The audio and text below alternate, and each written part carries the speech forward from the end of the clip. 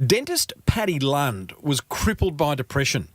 So in a last-ditch effort to turn his life around, he made some sweeping changes to himself and his business. And he's never, ever looked back. This, my friends, is the Happy Business episode. Before we cover ourselves in happiness in episode 387 of the Small Business Big Marketing Show, the Marketing Gold is made possible thanks to American Express and Design Crowd. Design Crowd is the world's #1 custom design marketplace where, with access to 550,000 designers, you'll get the perfect design every time. Get $100 off at designcrowd.com/Timbo. And check this out, you gotta love it when your business expenses reward you. When you apply for an American Express Business Explorer credit card by November 30 and spend $3,000 in the first 3 months from the card approval date, you'll receive a bonus 100,000 membership reward points. Search Amex Business to find out how. New American Express card members only. Terms and conditions apply. I always wanted to do that. Well, I said, welcome to the Small Business Marketing Show, where successful small business owners share their souls to take your marketing straight to the lead. Now, here's your host, Mr. Timbo Reed. And welcome back to the Small Business Big Marketing Show, the #1 marketing podcast in Australia, as ranked by the Apple iTunes Store. Thanks, Apple. And it's also available on Virgin Australia flights ex-Australia, both domestic and internationally. I'm your host, Timbo Reed, but you, so much more importantly, are a motivated business owner ready to crank out some great marketing to build that beautiful, beautiful business of yours into the empire it deserves to be. Big show today. We catch up with dentist Paddi Lund, who, in the grip of depression, made the biggest business decision of his life, and it paid off big time. I'll show you how to get some free publicity, and we go back into the vault, revisiting a chat I had with my speaking coaches, Troy and Zara, about how to inject a little bit of humour into your business. As per usual, team, there is marketing GOLD dripping from the ceiling over here at Small Business Big Marketing's HQ. So let's get stuck right in.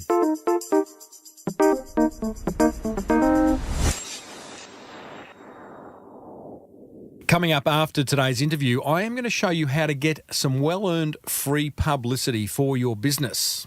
But before we meet today's guest, I'd like to warn you that we talk about some confronting mental health issues in this interview.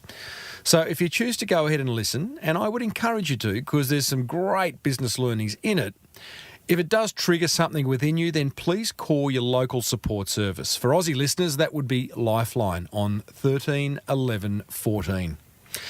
With that said, let's meet now retired Brisbane dentist Paddi Lund, who only a few years ago wanted to kill himself.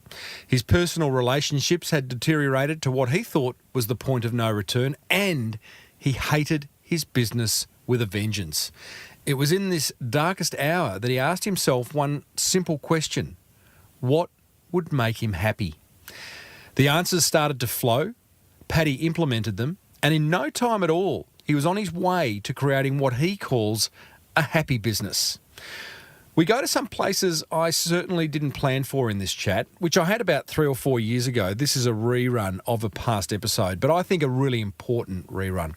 Paddi is very philosophical, and he shares more than just a few marketing ideas that led to him creating an extremely successful dental practice.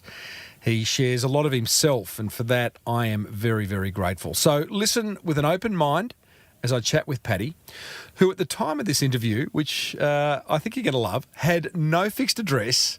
In fact, he was chillaxing in Thailand. Now, I understand you sold your dentist practice in Brisbane about 4 years ago, but a number of years before that... Sorry, Tim, not true. Not true? No, I didn't sell it. I just closed the doors. Walked away? Just walked away, Tim. Sold the building? Yeah, I sold the building. Interesting in that this is everybody's life plan, isn't it? You build a business and then sell it. But for me, one year I thought, whatever year it was, I'm not sure, I thought, I've got enough. My lifestyle had been gradually becoming less and less expensive throughout the years. I live a very frugal, minimal life. I have 3 shirts and 2 pairs of jeans and 1 pair of shoes and a backpack. And this is how I live all of the time. And so I suddenly thought, here I am with enough money to last me for the next 200 years. Why am I bothering to sell this business? And indeed, I thought it was a little like selling people almost, these people that I got to know for such a long time and served them. So in one way, I felt a little bit funny about leaving them with no one to look after them. But on the other hand, I thought, no, I don't know anybody that I trust enough to hand these people over. So I said to them, look, I've got a friend down the coast who's pretty good, and he can take some of you, but otherwise, look, you're just going to have to look around because I don't know anybody. And I gave it a couple of months just in case anybody had any major problems, and then I closed the doors and I went home.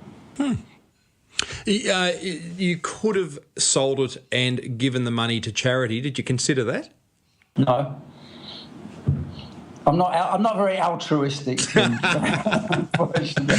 You're very honest, though. Yeah, well, I even found I have a degree in medicine as well as dentistry, so I can do a bit of medicine and a bit of dentistry. So I was doing a bit of that up in the north of Thailand, and eventually I figured this also does not float my boat. I just haven't got that very altruistic gene. You're a fellow, you've studied a lot. I mean, you have invested a lot of time. I mean, how many years is a medical and dentistry degree? Yeah, well, I did oral surgery as well. So we'll just factor that in. So I'm guessing you've invested over 10 years. Maybe 11 or 12 years or something like that. Yeah, At that point, when you're studying, you must, well, no, I won't say must, because I don't think must is a word that's going to be used much around here, but you thought, I'm going to build a dentistry practice, I'm going to build an empire. Or did you always think you were at some point going to have 3 shirts and a backpack? No, like most people, I went through the stage of empire building and found that though I was okay at managing a few people, I was not good at managing a lot of people. I found my optimum number was about 2. Mm-hmm. I can well manage 2 people. More than that, it gets a bit complicated and I stop enjoying myself. Also, as I was empire building, I found that I was, being a professional, employing other professionals, I would often make less money than I should have done because I was spending my time managing when I could have been spending my time as working as a professional, which is usually a fairly high dollar value. So it's a big jump from being a competent, relatively expensive professional provider to building a small empire. Mm-hmm. Some people can do it, but it's very rare. Okay, so if we could just hop in that time machine and go back to that point in your life, because you did empire build, you did study for those 11, 12 years, you did go out and try and build an empire at a point in time, like from what I understand, many dentists find themselves immensely unhappy, and you had a very unhappy practice. You considered suicide. Can you just tell us about that point in your business life? It's to do with empire building and wanting too much. And no matter how much money we make, we can always spend more. It's easy to have a lifestyle that's bigger than your business, and it leads to Charles Dickens said it very well. I think it was Mr. McCorber giving advice, and he said annual. And I paraphrase. Please don't send in letters if I've got this wrong. This is a paraphrase. He said basically annual income, £1. Annual expenditure, 19 and 11 pence, result happiness. Annual income, £1. Annual expenditure, £1 and 1 penny. The result is unhappiness. Spending more than you're getting. Yeah, exactly. And it's like being on a financial treadmill. It's horrible. And most people get into it at some time in their life. They develop high maintenance habits. They eat expensive food, go to expensive restaurants, because, especially professional people, they feel that's their due, and also they're expected to do it. Many people will have a high maintenance spouse and high maintenance children that go to. What were your, I don't know what the word is, Paddy, anchors? What did you have that was keeping you there? Did you have a wife, children? What were your highly expensive habits? No, I think mine were more prosaic. Mine were fast cars, expensive restaurants, and expensive resorts, I think. Mm-hmm. Or probably expensive house. I've been married a couple of times. Both of my wives were pretty sensible. In fact, they probably gave me some of the best advice I've had in life. So I can't blame them. What was that? What was the best advice? Leave me.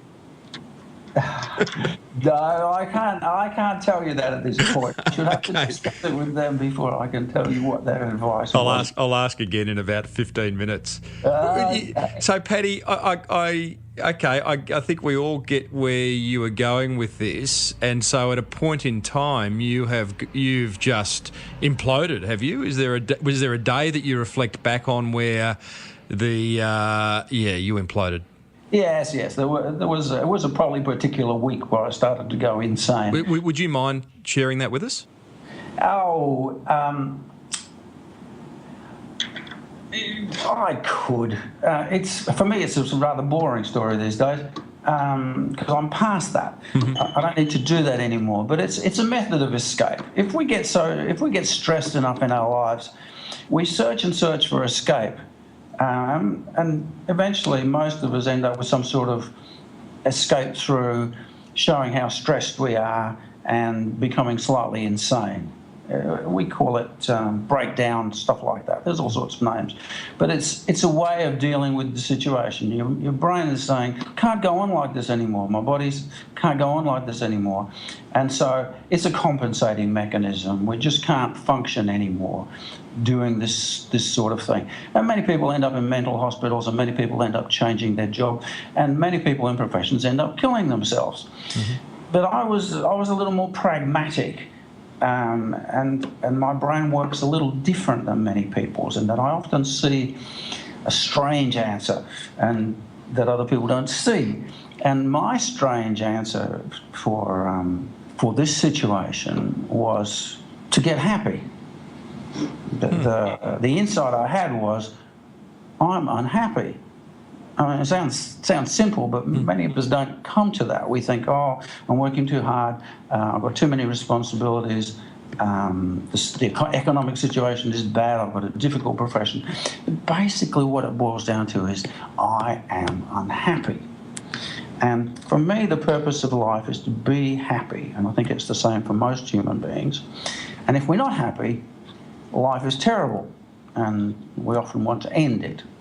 So for me, being somewhat pragmatic, when I decided I was unhappy, I thought I was going to do something about it. And rather than just take pills so that I can tolerate the situation, which is a very common outcome also, I decided I was going to change the situation. And so I set about changing the situation, and probably my second insight was, it was my job that was doing it to me. It wasn't my private life, it was my job. My job was very stressful. It was stressful because I was trying to provide, I was trying to work so hard to make lots of money. And I was trying to make lots of money to try and buy a little happiness in my private life, because I had so much unhappiness in my business life, so much stress. But that's a very inefficient way of going about life, I decided. And I thought, no, I'm going to build a business that gives me happiness. A happy business? Well, you could say that, but that's not really, that doesn't really illustrate what I was doing. It did end up being a happy business, you're absolutely right. But the aim was, and this I think is important, the aim was to make me happy. Does that make sense? The aim was to make you happy. Well, yeah, you were the problem. You were the problem. I had a problem in that I was not happy. And anybody who is not happy has a problem, I suspect. Would you agree with that? Absolutely. And this, I guess, too, was reflecting in your staff, your patients. I mean, it was just kind of the whole ripple effect was dark. Exactly. And the more we are unhappy, the more people around us become unhappy. And the more people around us become unhappy, the more they influence us to be more unhappy. Mm-hmm.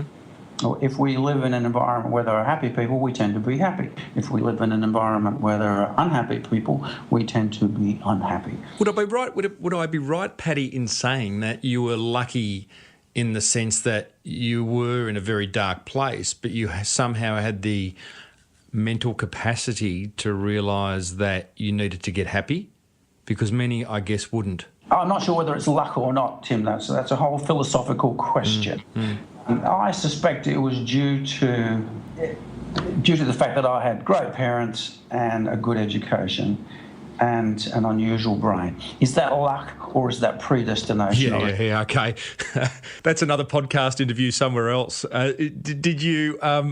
Did you have people tapping you on the shoulder, any honest people around you? Because I imagine you're living in a fairly unreal world at this stage. Nice resorts, nice cars, nice houses, nice restaurants. In that environment, there'd be a lot of dishonest people. I don't mean criminals. I mean people saying, you're great, Paddy. We love you, Paddy. But did anyone tap you on the shoulder and say, you're a fool, Paddy? To a certain extent, my wife, Deborah, was very sensible. But she also didn't have all the insight into the situation. But she gave me good advice. Yes, I had Deborah, who was pretty straightforward with me. But most people are not introspective enough to understand this problem because most people have the same problem. They think that economic and social success gives us happiness. And that is not true. It's a hard one to overcome, isn't it? It's so well promulgated. It's thanks to marketing. Well, no, and advertising. Just marketing. It's the whole world is skewed that way. I don't think it's just modern. It is modern marketing, but it's been here since time immemorial. Yeah. Rich people are going to be happy. People who are socially successful are going to be happy. Yeah, there's a slight amount of truth in it, but it misses the whole point. And the point is we have to build a life that makes us happy. And not much of that life needs to be to do with the social systems and the economic systems that we have. So, Paddy, I almost feel guilty about leaving the philosophical discussion. I feel it's going to come back anyway, but... Well, guilt's always useful. Yeah, it is good. It keeps you honest. You decided you needed to create a business that made you happy.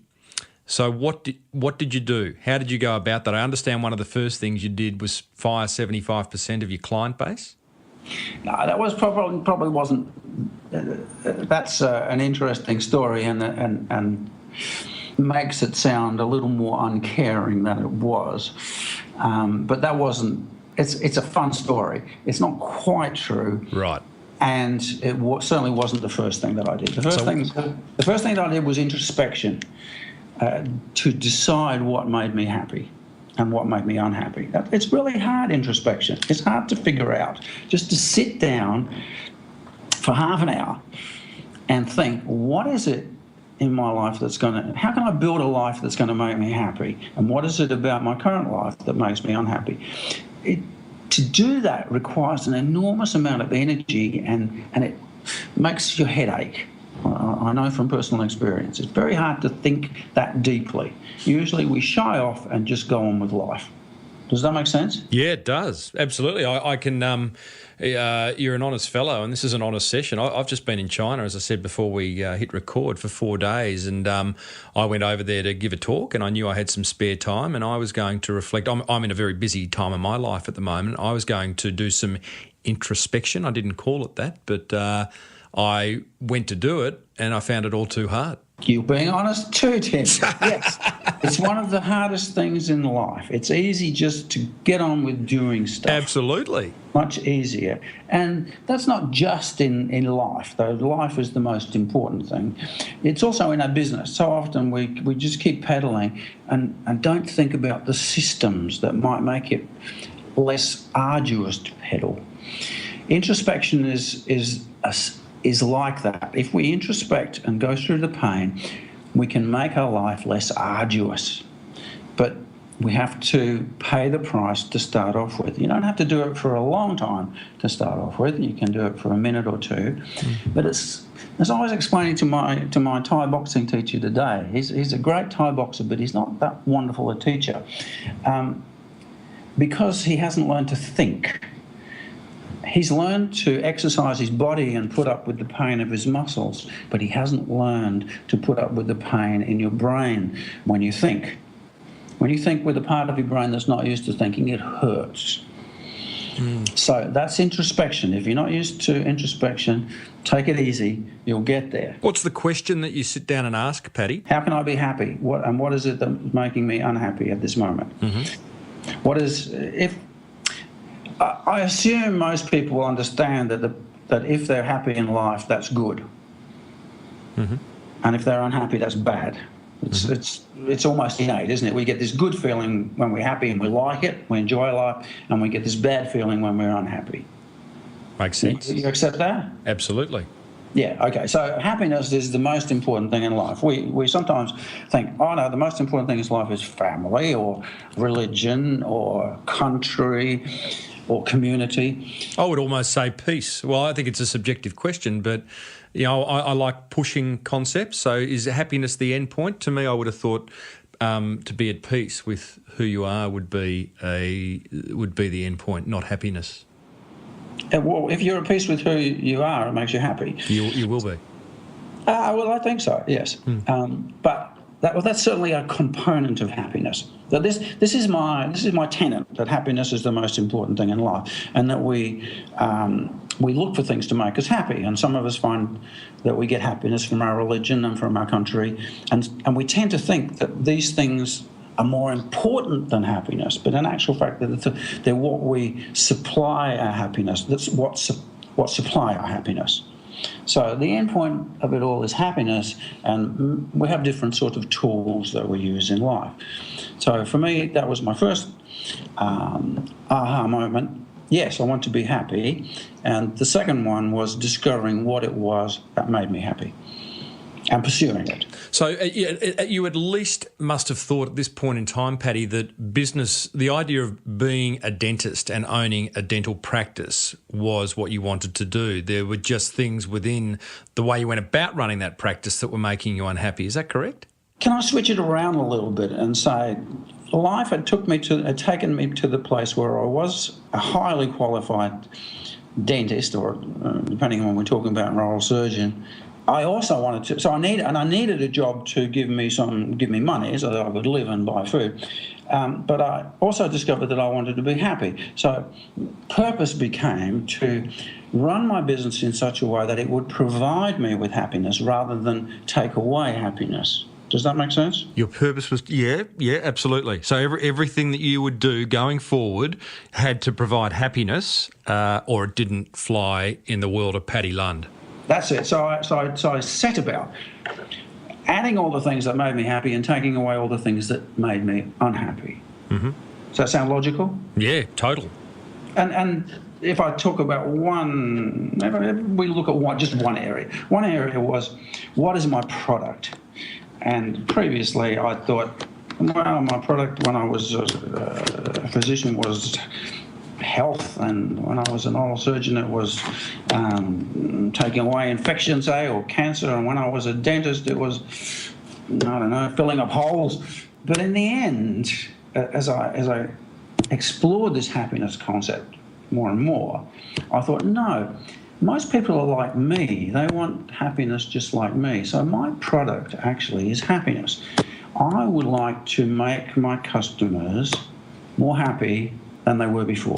And they were before they met me. That became my purpose, and the way I supplied it was through dentistry. So it doesn't really matter what business you're in. If you can supply people with happiness, that is the perfect product. Okay. So I'm going to bring that back to a bit of a marketing discussion here and say that you'd identify that everything you were going to do in the practice going forward had to provide happiness to Paddi Lund. As a result, it would provide happiness to your staff and your patients. From what I understand... That's a little bit of a disjoint. I love how you keep pulling me up. Yeah, no, go on. No, go. Tell me the disjoint. Okay, well, because if I become happy, I'm sort of the leading light in the business. It tends to make other people happy. Yes. It's not so selfish as it sounds. No, I agree, absolutely. By making myself more happy, I became more aware that my purpose was to make other people happy, because that is what made me happy. We surround ourselves with happy people, we become more happy. It's wonderful. We're these social animals. We need to be happy, and we discover that we get more happy by surrounding ourselves with happy people. So we start to make them happy, and then when they become happy, they sometimes start to realise the same thing, and they tend to want to make me happy. It's a nice little circle. Makes sense? Absolutely.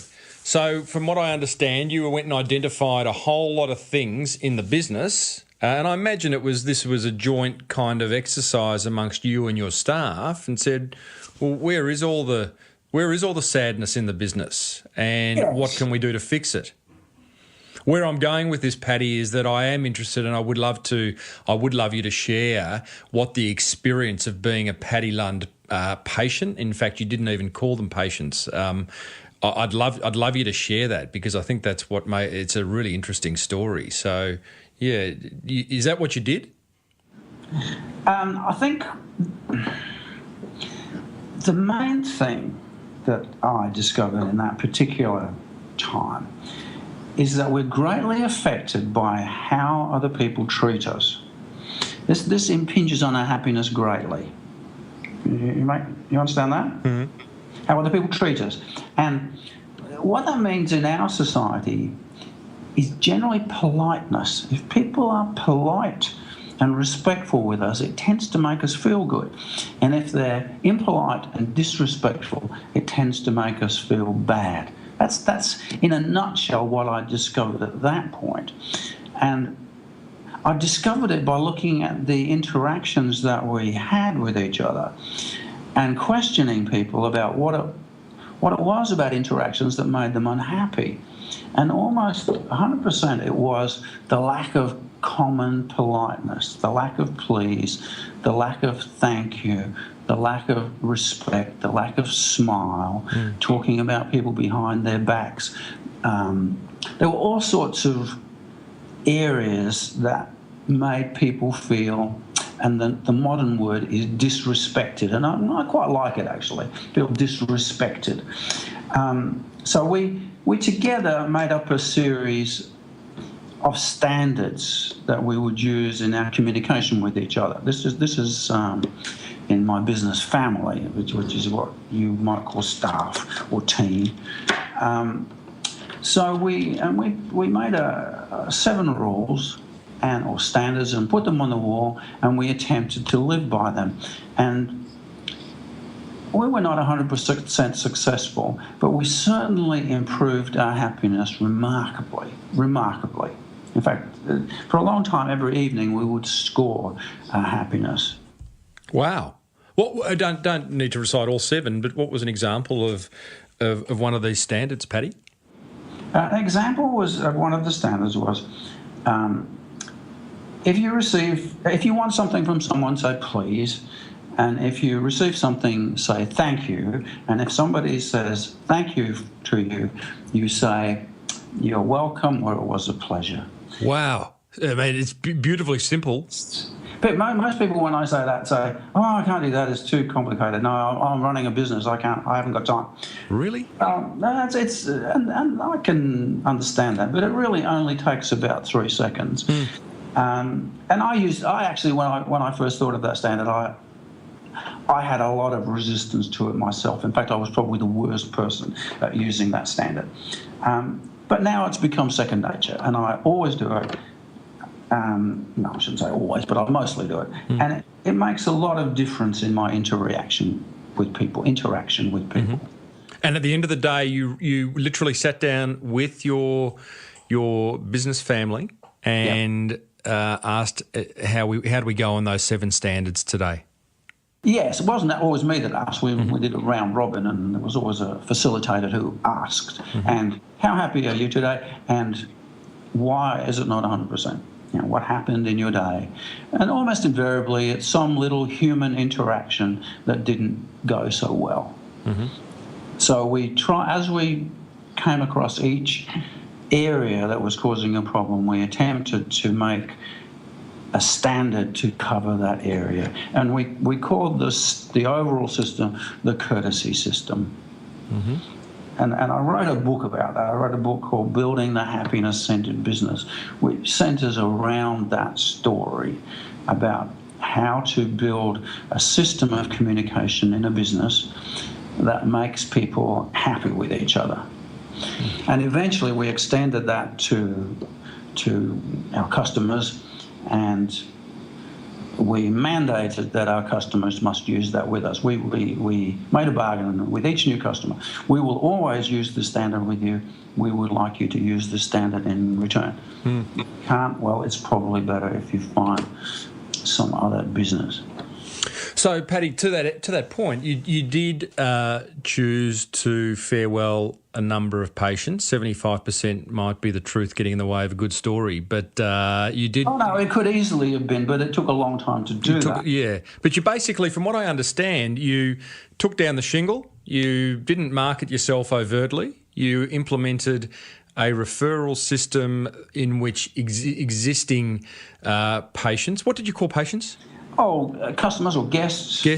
Existing guests were asked to refer if people like themselves, and it was very much a closed practice. I mean, you operated off what I would probably call a scarcity model.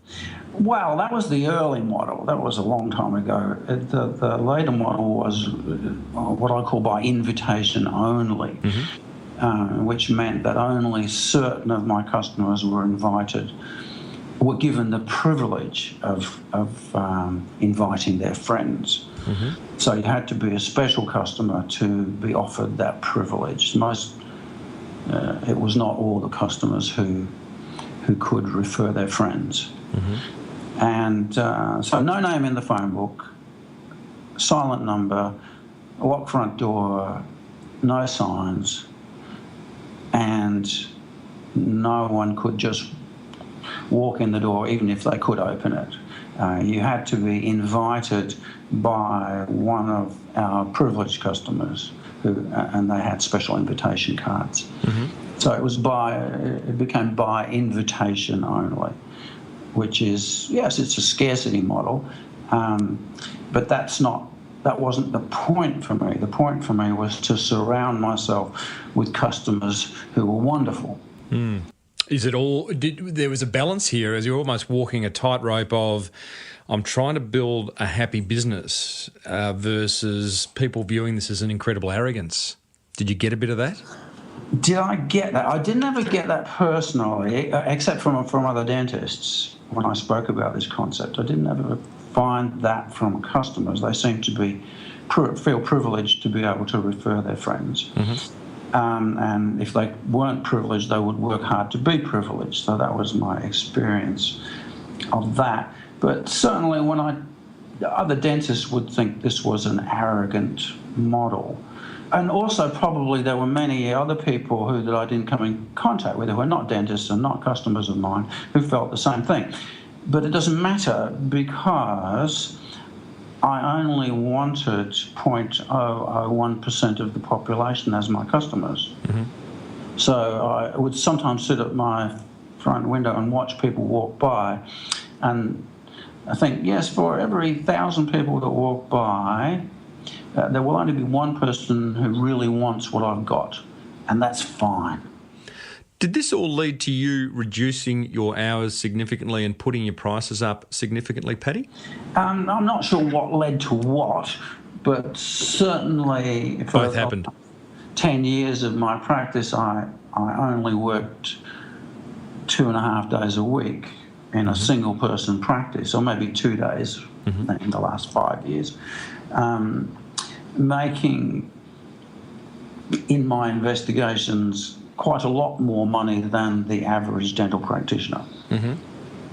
So when you say putting your prices up, I'm not sure if that's true, because that denotes that there is a price for a piece of work, and I don't have that. I don't understand that because. So can you explain that a little bit more? You started to work less. You were selective about who you worked with, and you did earn significantly more. So there must have been a definite decision at some point to say that filling is now going to cost. It used to cost $100. It's now going to cost $300. You know, there must have been some point where you've reviewed your pricing. Well, you say that there must, but I don't believe that is the case. Right. So, okay. Can you open your mind a little bit? Yeah, I'd love to. Yeah, absolutely. Always open to that. But if you started, that's assuming that there is a price for an item. There was no price for an item. No, there was no menu. I didn't have prices for items. Right. My product is happiness. Yep. And the mechanism of supplying the product is helping people to be happy about their mouths because they are comfortable, can chew well, look good, and are healthy. Now, that's the product. The price is related to that product, not to an individual item. So, okay, I get that. I'm guessing I wouldn't have been an ideal patient, an ideal guest, because I would want to be walking into this wonderfully happy practice knowing that, I'm getting a filling and I'm going to have less pain and I'm going to be able to smile again and I'm going to have a healthy mouth. But, geez, I'd love to know what to budget for that filling. Yeah, okay, I understand your point of view. And that assumes that after you had gone through the process of invitation and gone through the process of welcoming and education, that you still felt the same way, that you were filling centric. Yep. Do you understand? Yeah, I do. Rather than well-being centric or happiness centric. Yeah, or transaction versus transformation. You're more into transformation. I think that's a good way of putting it. Yes. Thank you. Oh, you're welcome. Yeah. It's not just me that has good ideas. No, absolutely not. Okay, so I'm clearer on the way you went about charging. I'm not 100% clear. Did you... I'm not going to push much further on this, but I do think it is interesting because pricing is one of those areas of many small business owners listening that troubles them. Was there one guest who came in for a filling and paid $100 and another one who paid $500 on the same day? Or did the menu say... I don't know. I don't even know what the question is here. Help me, Paddy. Okay. Yeah, you're still feeling centric. Yes. You're still feeling centric. And this is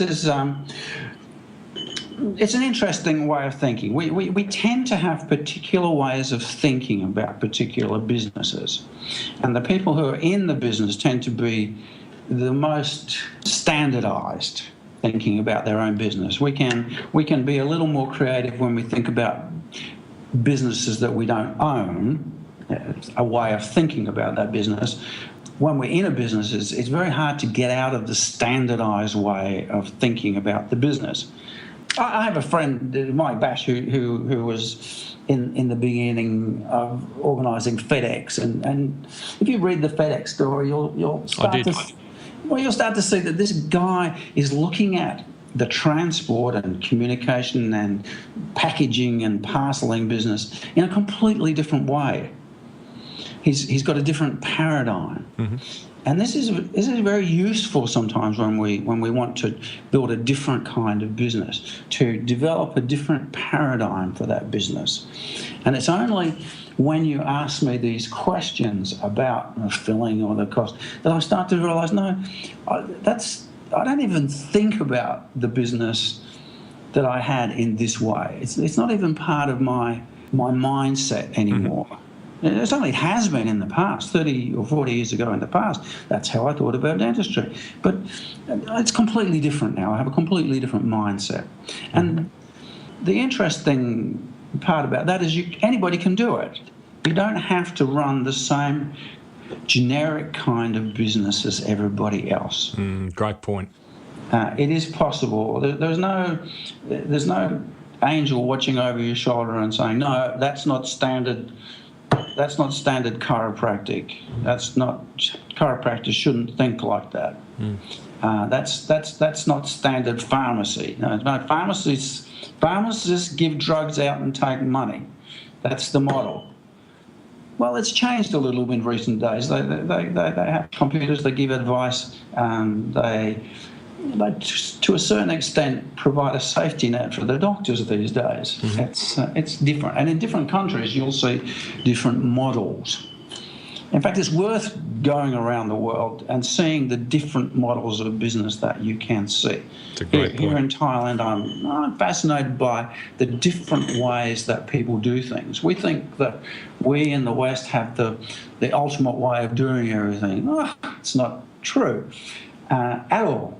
I built a swimming pool. I had this mindset about swimming pool because I've built swimming pools in Australia. You ring up the backhoe guy and he tears down the fence and he makes a hell of a mess of the yard, and then he drives his machine out the back and he starts taking out this dirt, and then you get a bobcat, and then you get a truck, and it makes a hell of a mess, and he put a massive safety fence around it, and so on. Mm-hmm. You know the model? Mm-hmm. Okay, well, here, people don't have swimming pools. It's not a common thing, but they do dig holes. And so I observed people digging holes. And so one day I said to a friend of mine whose house it is, I said, Maya, I said, I'm going to build a swimming pool.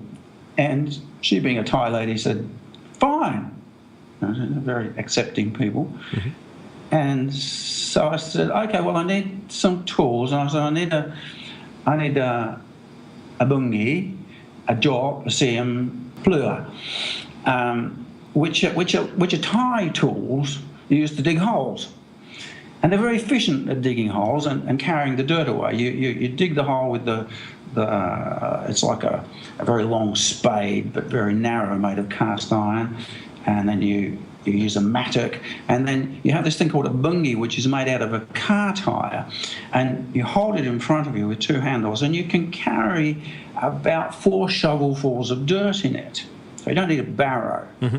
One day I started digging using these implements and spreading the dirt around the garden. Uh-huh. And making little mounds to make the garden more interesting. Repurposing. After a week and a half, I dug a swimming pool. End of story. Mm-hmm. Well, not the end of the story. You've got to do the concreting, which is once again very easy. You just do it yourself. Mm-hmm. So week and a half to dig a swimming pool. Now it's quicker to do the heavy machinery, but a lot messier and a lot less fun. Mm-hmm. So your point, Paddy, your point is there are different ways of cutting the cloth, and often, particularly in the West, we just do what we expect is expected within our industry, and what every other plumber or dentist or chiropractor or business owner has done forever and a day. But in actual fact, there are other ways of doing it. You've hit the nail right on the head. Well, thank you very much. Hey, Paddy, I'd love to... we could go on forever. This should have been a one-day workshop, not a 35-minute podcast interview. And again, guilt is asking me not to ask this question, but I am interested in smell, and it is a rational question following such a philosophical discussion. But again, smell is one of those things that I haven't had the conversation on this show about, and it's an important an important marketing play in your practice. You spent a little bit of time trying to get rid of the smell of Novocaine, and what did you actually do to address that? Okay, well, the smell is very important in the dental practice because many people are fearful of the smell of dental practice. And unlike vision and sound, we can't easily block out smell. It comes in with the air. We've got to breathe. And it's a very, very primitive sense, one of the more primitive senses, and it's very deeply connected to our emotions. So very hard to block out. Once you have an unpleasant association with a smell, or indeed once you have a pleasant association with a smell, you may remember back to some lady that you knew wore a particular perfume, and smelling that perfume will bring her back at the age that she was, looking as lovely as she was. Can you sympathise with that? Yeah, I can. Well, I was actually thinking more about the sour milk at kindergarten, but which brings back wonderful memories. But I can also reflect on some wonderful ladies that I met that smelt beautiful. And chalk does it. And chalk, yeah, absolutely. So many people seem to have this thing about the smell of dentists. So I thought, I'm going to get rid of it.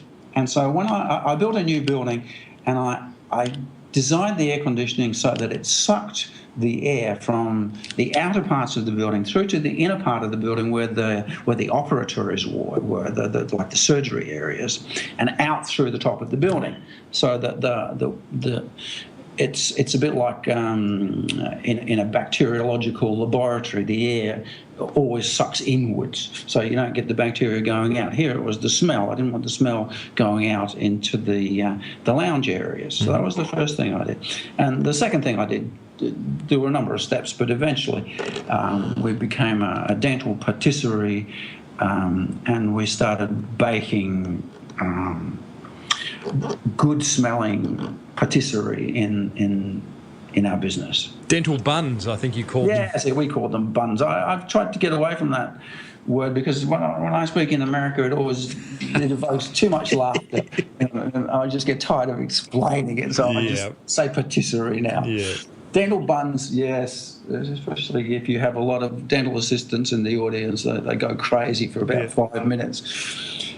So yes, that's exactly right. So this changed the smell of my business to a smell, from a smell that caused people to have fear in their hearts, to a place where people smelled something that made them think about their mouths, not as a place of fear, but as a place of pleasure. And I engineered the situation where almost inevitably people would taste these buns as a first process. And there's a way you can do that. It's not easy. What do you mean? That you engineered a way of... No, what do you mean by that? Oh, okay. Well, if you say to somebody, would you like a cup of tea? Almost invariably, most people will be green jai. The word here in Thailand is green jai, and it means you don't want to trouble people. No, it's okay. No, I don't need a cup of tea, don't you? However, in my business, I want people to have a cup of tea because I want them to feel cared for, and I know that sharing tea with someone breaks down barriers, and I know that sharing dental patisserie with people breaks down barriers. It's a way getting closer to people. And so I have a form of words for the tea, which I gradually developed, which work really well.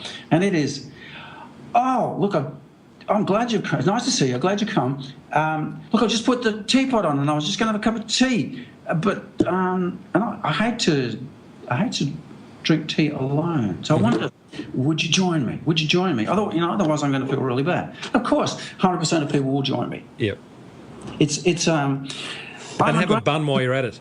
And well, there's another way for doing that. But these are systems. Systems are terribly important. It's like introspection. We introspect about our life and we think about our business from a systems point of view as a way of making the business run more efficiently and easily and with more quality. So I'm a very systems person, especially in terms of communication. So that's one of the examples of a communication system, so that people will do what you want them to do. You must have drunk a lot of tea and ate a lot of buns.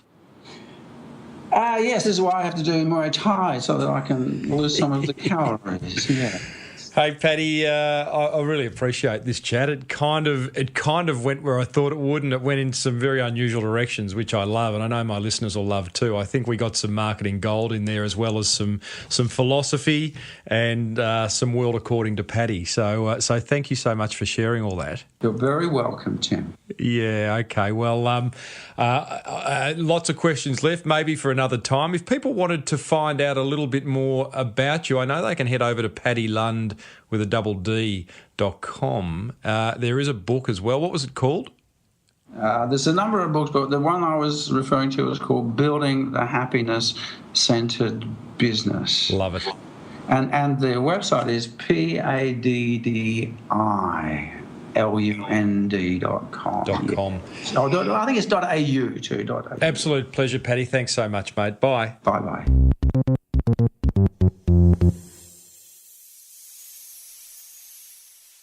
Whoa, there you go. Retired dentist Paddi Lund. What'd you think? Heavy? Philosophical? Valuable? Insightful? I hope you thought it was all those things. As I said at the top in the introduction, he took us to some places that I didn't expect, but I think we are grateful that he did. I certainly am anyway. Coming up, I'm going to share my top 3 attention grabbers from that fireside chat with Paddy. Plus, I've got another low-cost marketing idea for you. Cheap, quick, great. I used to work with a designer who'd force me to choose 2 of those 3 options whenever I wanted something designed. As a small business owner with limited funds, it drove me nuts that I could never have all 3. That's why I love Design Crowd.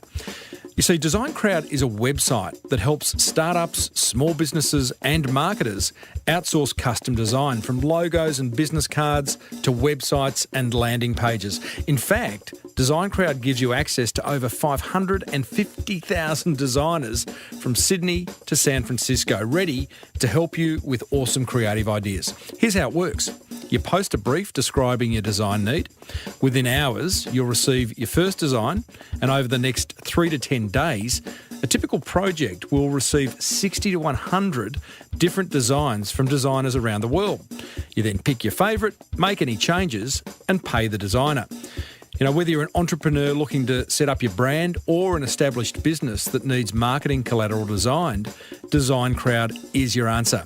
For a special $100 VIP listener offer, go to designcrowd.com/Timbo or enter the discount code Timbo when posting a project. See? Now you can have cheap, quick and great design thanks to Design Crowd.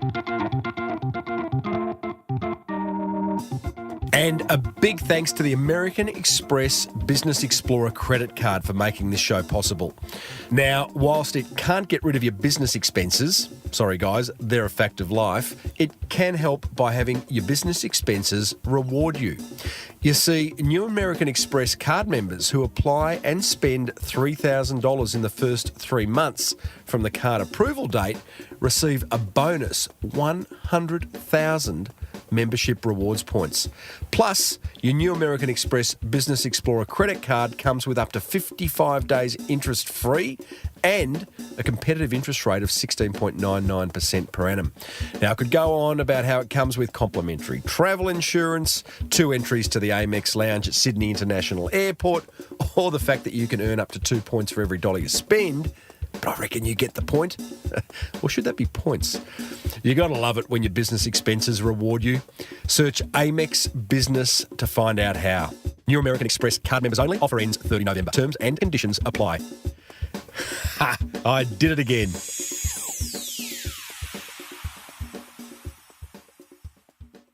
Righto, my top 3 attention grabbers from my fireside chat with Paddi Lund, thanks to Amex and Design Crowd.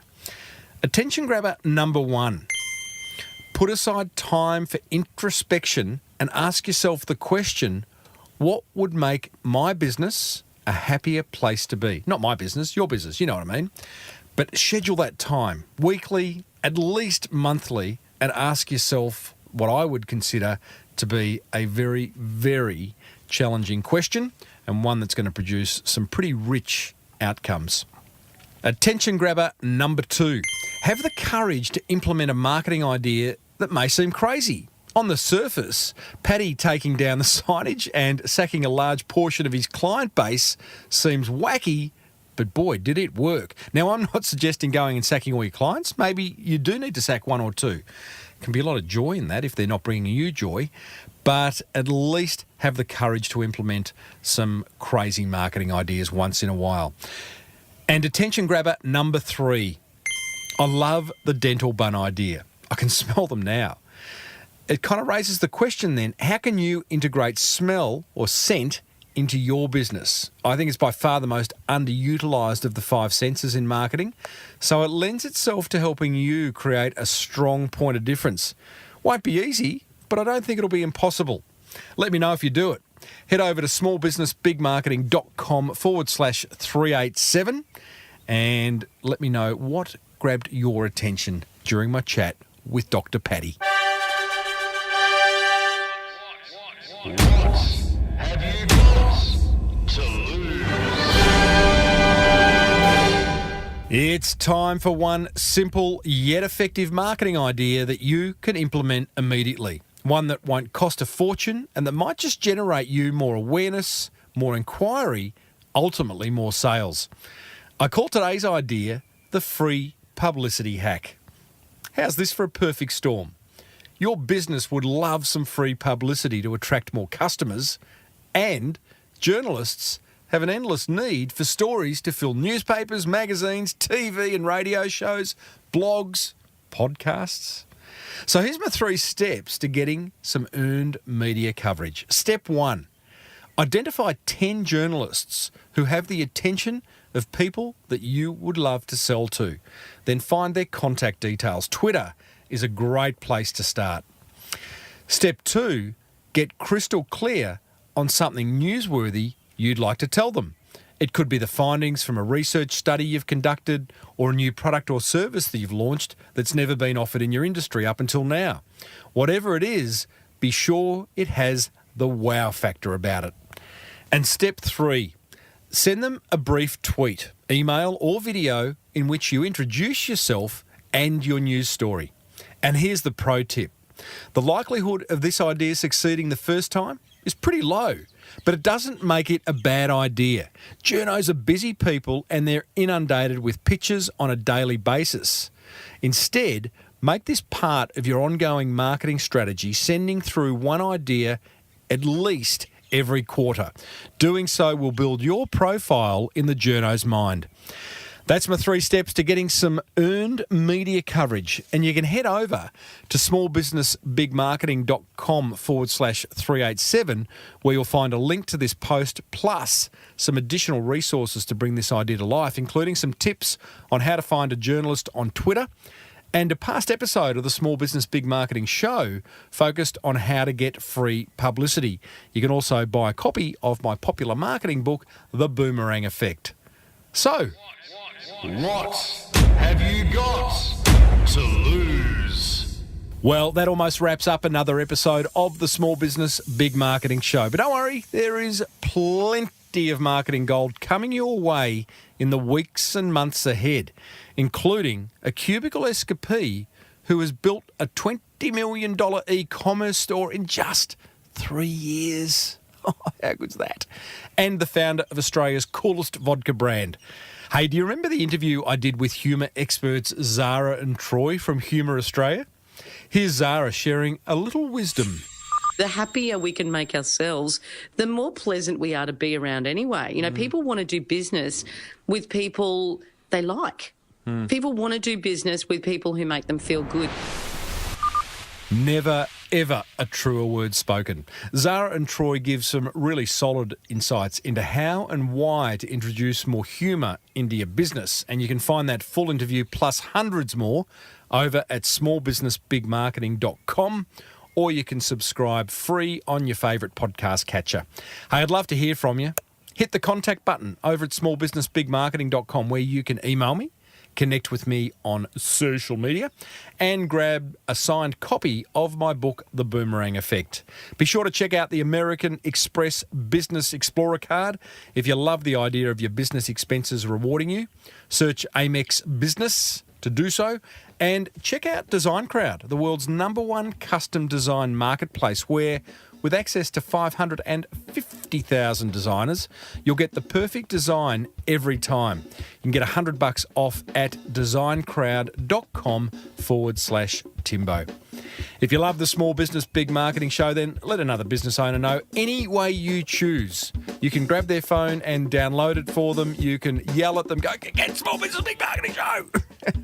Or do whatever you need to in order for them to also benefit from what you are learning by being a listener. Until next week, I'm Timbo Reid, always have been, always will be. Thanks for tuning in. May your marketing be the best marketing. Bye for now.